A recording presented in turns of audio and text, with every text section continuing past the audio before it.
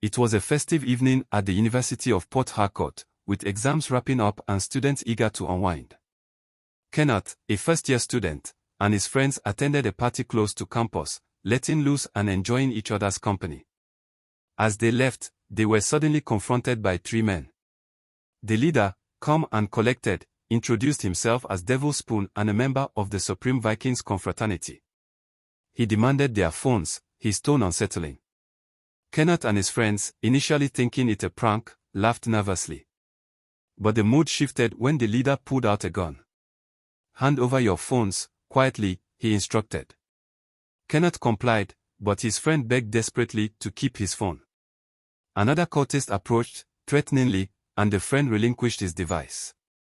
One of the cultists handed Kenneth a piece of paper with a phone number. "Call me anytime you want your phone back," he said. Kenneth, aware of their recruitment tactics, discarded the paper. Unbeknownst to him, this encounter would alter his fate.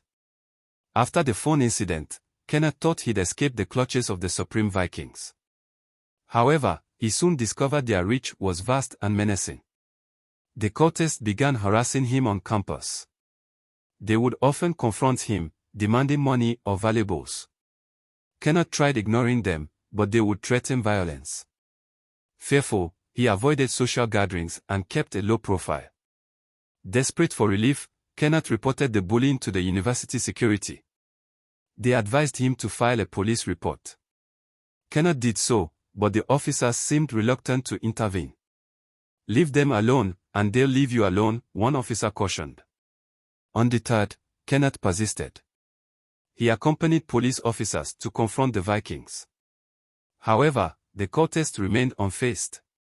The police, seemingly compromised, retreated. Kenneth realized he was on his own. As the bullying intensified, Kenneth's resistance waned.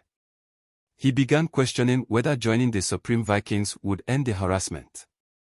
One of the Viking bullies known as Banter sensed his vulnerability and approached him. "Join us, and your problems will be over," he said. Kenneth hesitated, but the promise of protection and an end to bullying proved enticing. He agreed to meet their leader, Devil Spoon. Devil Spoon presented Kenneth with a Faustian bargain to join the Supreme Vikings and his troubles would vanish. Kenneth finally succumbed and agreed to join the cult group. The initiation ritual was a blur of pain, fear, and confusion. Kenneth met other members of the confraternity. They welcomed him into their fold. As Kenneth became deeply embroiled in the Supreme Vikings, his transformation was complete. He participated in attacks on rival groups, earning recognition within the cult.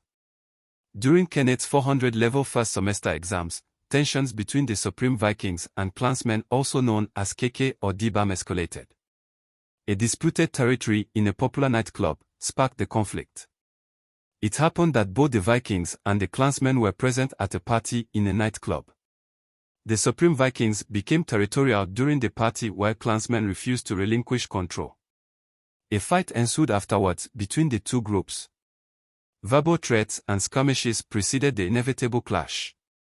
After a few days, one fateful night, Kenneth and other Vikings held a meeting.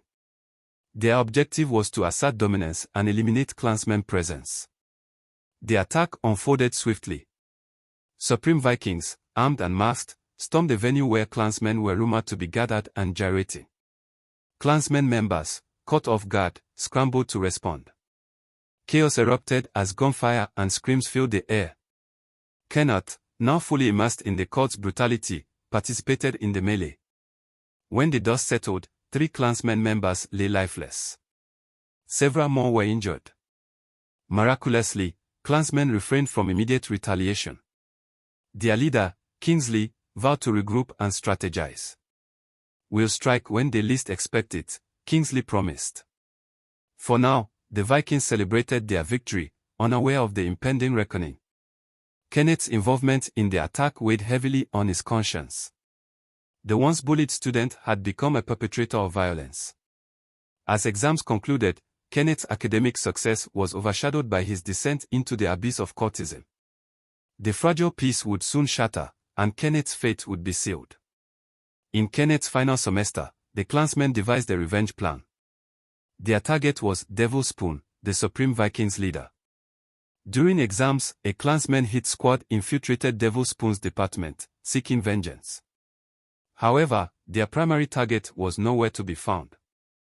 Faithfully, they encountered Kenneth, fresh from completing an exam paper. Though not their initial target, his Viking affiliation sealed his fate. The hit squad pounced on Kenneth and shot him severally before fleeing. Rushed to the hospital, he clung to life. Days later, Kenneth succumbed to his wounds, leaving behind devastated parents. Their funds, efforts, and dreams invested in his education, now shattered. Kenneth's tragic demise serves as a stark warning. Cultism destroys lives, futures, and families. To students, we urge: shun cultism's allure. Resist manipulation. Prioritize education. Value life. Avoid violence. Seek help. Your future is worth it. Remember Kenneth's tale, a promising life, lost to senseless violence. Stay vigilant, stay safe. Reject cultism. Embrace peace. Please note that the names on this video has been altered for anonymity's sake. Join my Telegram channel for undiluted updates on confraternity fracas.